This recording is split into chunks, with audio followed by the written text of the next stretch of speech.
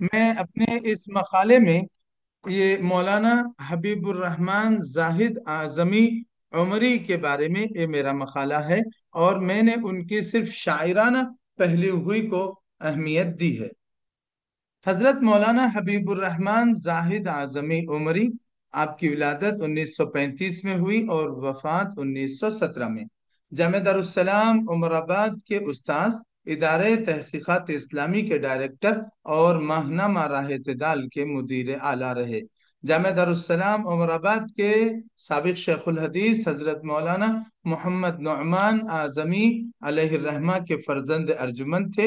انہوں نے جامعہ دارالسلام عمر آباد ہی سے علم و فضل حاصل کیا اور جامعہ میں خدمات انجام دیں، لائبریری میں۔ پھر اس کے بعد ایک مدت تک وانمباڑی تمل ناڈو میں خدمات انجام دیں، پھر تاحیات جامعہ دارالسلام عمر آباد ہی سے وابستہ رہے۔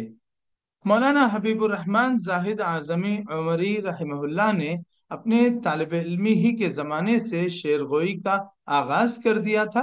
تقریباً 12 سال کی عمر میں 1947 سے ان کا شعر گوئی کا یہ مشغلہ جاری رہا۔ ابتدائی دور میں حضرت مولانا ابو البیان حماد عمری رحمہ اللہ سے اور پھر حضرت علامہ شاکر نائتی سے انہوں نے اصلاح لی، پھر اس کے بعد اپنے ذوق کو اور وجدان کو اپنا استاذ بنایا۔ ان کی شاعری ان کے دلی جذبات کی آئینہ دار ہے۔ انہوں نے اسی وقت شعر کہا جب ان کی طبیعت آمادہ اور مائل ہوئی۔ طبیعت کے میلان کے بغیر انہوں نے کبھی کچھ نہیں کہا۔ یہی وجہ ہے کہ ان کے کلام میں داخلیت پائی جاتی ہے، اور ان کا کلام ان کے جذب دروں کا اظہار ہے۔ وہ جب بھی کبھی کچھ کہتے تھے تو ایک عجیب آمد کی کیفیت میں کہتے تھے۔ شاعری میں دراصل جذبات و کیفیات اور احساسات ہیں، تو اس میں مولانا حبیب الرحمن زاہد اعظمی کے یہاں غم کا جو پہلو ہے، غم کا تأثر بڑی شدت کے ساتھ ملتا ہے۔ انہوں نے اپنے کلام، ان کا تمام کلام غم کے محور پر گھومتا نظر آتا ہے۔ جن کے کلام کی بنیادی شناخت غم ہے اور اظہار غم ہے۔ مولانا زاہد اعظمی کی شاعری میں غم کو کسی شعری تلازمے کے طور پر نہیں بلکہ حقیقی تجربے کے طور پر برتا گیا ہے۔ یوں کہنا مناسب ہوگا کہ انہوں نے اپنے تجربات اور کیفیات اور احساسات و واردات ہی کو شعر کے قالب میں بلکہ حقیقی اسلوب میں پیش کیا ہے۔ یہی وجہ ہے کہ ان کے کلام کے مطالعے سے معلوم ان کے کلام میں اثر آفرینی اور شدت غم کی عجیب کیفیت پائی جاتی ہے۔ زاہد اعظمی کے کلام میں فطری بے ساختگی، زبان و بیان کی نزاکتیں، محاوروں کی دل آویزی، الفاظ کی چست بندش اور اسلوب کی لطافت متاثر کرتی ہے۔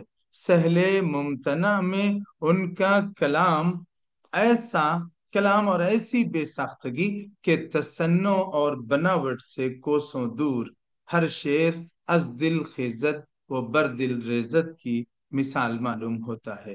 حضرت زاہد اعظمی کو خصام ازل نے شاعرانہ مزاج، موزونی طبع، قدرت بیان، قادر الکلامی کا حظ وافر عنایت فرمایا تھا۔ انہوں نے غزل، نظم اور خطعات اور مختلف اصناف میں طبع آزمائی کی ہے، لیکن ان کا خاص میدان غزل ہی رہا۔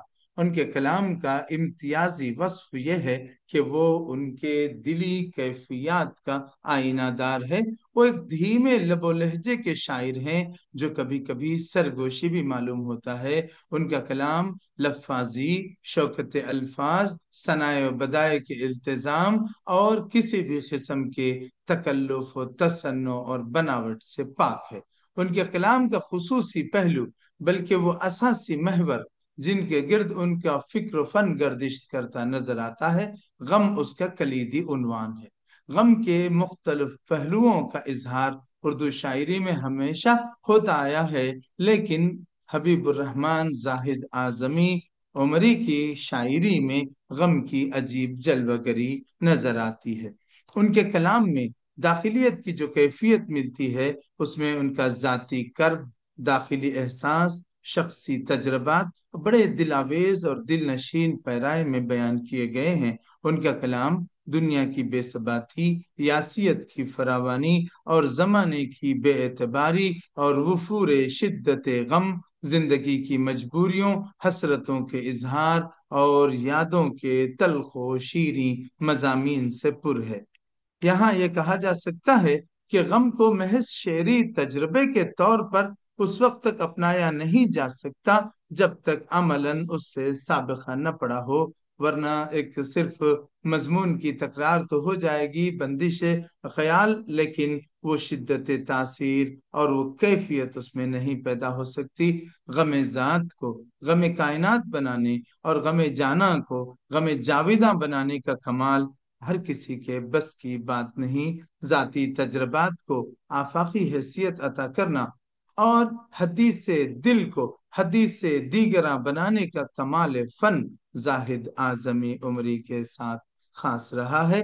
انہوں نے ایک غزل میں جس کے چند شعر آپ کے سامنے میں پیش کروں: نہ کسی کے دل کی امنگ ہوں، نہ کسی حسین کا خواب ہوں، جسے راس آئیں نہ عشرتیں، میں وہ بد نصیب شباب ہوں فسانۂ غم عاشقی، غم زندگی کی ہوں داستاں، کسی دل جلے کا نصیب ہوں، کسی بے نوا کا شباب ہوں، میری زندگی کا ورق ورق میری حسرتوں کا فسانہ ہے، جسے پڑھ کے رو دے ہر ایک دل، میں وہ زندگی کی کتاب ہوں۔ مولانا زاہد اعظمی اپنی غزل کے لیے نہ اپنی مخصوص لفظیات تراشتے ہیں، نہ پیچیدہ تراکیب وضع کرتے ہیں۔ ان کے یہاں بالکل عام اور سادہ و سلیس الفاظ استعمال ہوتے ہیں، البتہ اسلوب میں نادرہ کاری، سادگی میں پرکاری اور طرز اظہار میں بے ساختہ فنکاری کا کمال مسحور کر دیتا ہے۔ ان کا کلام ذہن و دل پر اپنے ایسے نقوش مرتسم کرتا ہے جو احساس و ادراک کی دنیا پر دیر تک اثر انداز رہتے ہیں۔ جیسے ان کے دو شعر ملاحظہ فرمائیں: تیری بے رخی کو دیکھ کر تیرے آستاں سے گزر گیا، مجھے راس آئی نہ بوئے گل، تو میں گلستاں سے گزر گیا، میرے غم کی وسعتیں کیا کہوں، میں وہ غم کدے کی بہار ہوں، کھلے غم کے پھول وہاں وہاں، میں جہاں جہاں سے گزر گیا۔ زاہد اعظمی کے ہاں اظہار کا ایسا سلیقہ پایا جاتا ہے کہ ان کا ہر شعر قاری و سامع کو خود اپنے دل کی کیفیت محسوس ہوتا ہے۔ ان کے کلام میں آمد کی ایک عجیب کیفیت ملتی ہے، جس میں سادگی، برجستگی اور مکالمے کی فضا پائی جاتی ہے، گویا وہ اپنے شعروں میں دھیمے سر میں کوئی گیت گنگنا رہے ہوں اور کسی رفیق ہمدم سے ہم کلام ہوں۔ یہ مکالماتی فضا کبھی خود کلامی کی شکل بھی اختیار کر لیتی ہے۔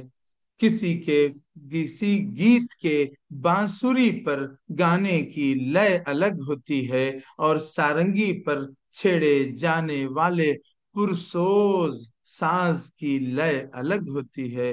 شعری مکالمے کا یہ رنگ، آپ کا مخصوص شعری آہنگ، اس پر آپ کی سادہ فرہنگ، سادگی و پرکاری کا حسین پیکر ابھارتا ہے۔ میں اس جہاں میں نہیں اکیلا، میں اس جہاں میں نہیں اکیلا، ہے غم کی ایک کائنات اپنی، خوشی کا دن گو نہیں ہے میرا، مگر ہے غم کی تو رات اپنی۔ دنیا میں غم کا جذبہ اور اس کا احساس اپنے شدت تأثر کی وجہ سے سب سے دیر پا اور سوز دروں کا باعث بنتا ہے۔ غم کی دولت اختیار کرنے کی روایت اردو شاعری میں کافی قدیم ہے۔ لاتعداد شعراء نے غم کو اور غم کی کیفیات کو شعر کے قالب میں ڈھالا ہے، سب کا رنگ الگ الگ، سب کی طرز جدا جدا۔ حضرت زاہد اعظمی عمری نے دنیا فانی میں عیش کی جستجو کرنے والوں کو راز غم سے نامحرم قرار دیا ہے اور اپنی طبع یاس پسند کو غم جاویداں کا متلاشی قرار دیا ہے۔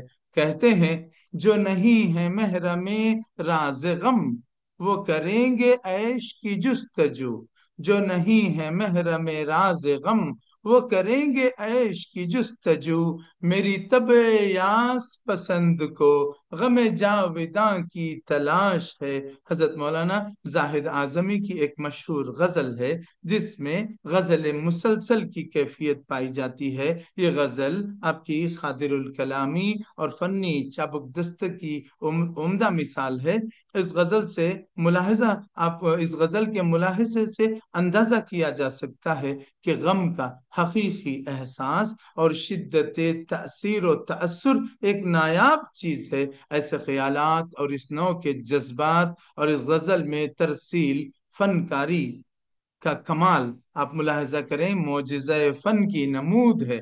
یہ چند شعر میں آپ کے سامنے پیش کر رہا ہوں۔ سہل ممتنع میں کہے ہیں: ایک داغ ہے دل پر جو مٹایا نہیں جاتا، ایک داغ ہے دل پر جو مٹایا نہیں جاتا، اس بھولنے والے کو بھلایا نہیں جاتا، تنہائی میں یاد آ کے ستم توڑنے والے، یوں بھی کسی بے کس کو ستایا نہیں جاتا۔ اس دل کو گوارا تھا کبھی بار علم بھی، اس دل کو گوارا تھا کبھی بار علم بھی، اب بار مسرت بھی اٹھایا نہیں جاتا، اب بار مسرت بھی اٹھایا نہیں جاتا۔ یا چین ہمارے ہی مقدر میں نہیں ہے، یا چین زمانے ہی میں پایا نہیں جاتا، اس گھر پہ چمکتا نہیں کیوں آس کا سورج، کیوں سر سے میرے یاس کا سایہ نہیں جاتا، اس گھر پہ چمکتا نہیں کیوں آس کا سورج، کیوں سر سے میرے یاس کا سایہ نہیں جاتا، بے درد تیری یاد بھی اب بس میں نہیں ہے، اور بھولنا چاہیں تو بھلایا نہیں جاتا، یہ راز محبت مختہ ہے، یہ راز محبت بھی عجب راز ہے زاہد، اس راز کو دنیا سے چھپایا نہیں جاتا۔ آخر میں ایک جملہ حضرت مولانا حبیب الرحمن زاہد اعظمی عمری علیہ الرحمن کی شاعری میں شدت غم اور داخلی کرب کا اظہار، یہ آپ کے کلام کی نمایاں خصوصیت ہے۔ انہوں نے دلی جذبات کو بھرپور تأثر کے ساتھ پیش کیا ہے۔ رنج و غم اور حزن و یاس کی وافر کیفیت آپ کے کلام میں پائی جاتی ہے۔ یہاں میں نے آپ کے سامنے اس مقالے کی تلخیص پیش کی۔ یہ مقالہ کتاب میں مکمل مقالہ کتاب میں شامل ہے۔ یہاں میں عرض کروں کہ مولانا حبیب الرحمن زاہد اعظمی عمری رحمہ اللہ کا ایک مجموعہ کلام نشاط غم کے نام سے ادارہ تحقیقات اسلامی جامعہ دارالسلام عمر آباد تمل ناڈو سے شائع ہو چکا ہے، اور آپ کی شخصیت اور فکر و فن پر ایک کتاب ڈاکٹر مولانا محمد رفیق کلوری عمری صاحب نے مرتب کی ہے جو شمع وفا کے نام سے ہے، اور اسے بھی ادارہ تحقیقات اسلامی جامعہ دارالسلام عمر آباد نے شائع کیا ہے۔ میرا یہ جو مقالہ ہے یہ مختلف کیفیتوں میں شائع ہوتا رہا۔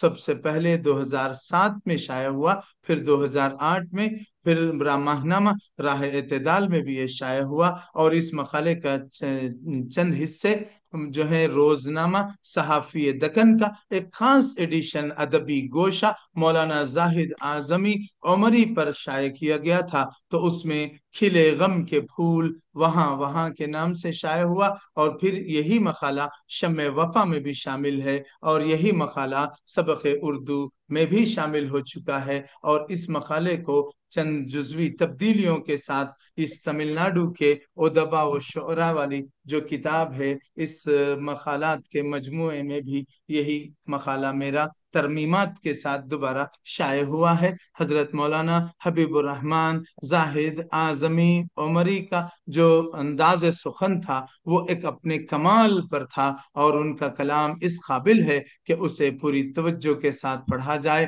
اور ان کے کلام پر جو ہے دوبارہ اثر نو اس پر غور و خوض اور اس پہ مختلف زاویوں سے مطالعہ کرنے کی ضرورت ہے۔ میں اس ویبینار کی اس نشست کے صدر محترم میرے استاذ محترم پروفیسر سید سجاد حسین صاحب کا اور ڈاکٹر تمیم احمد قاسمی صاحب اور ڈاکٹر کلیم اللہ صاحب کا شکریہ ادا کرتے ہوئے اجازت چاہتا ہوں۔ بہت بہت شکریہ۔ سبحان اللہ، سبحان اللہ، بہت خوب ڈاکٹر صاحب، بہت خوب، پرمغز مقالات، ماشاء اللہ۔ اب میں ان کو تیسرے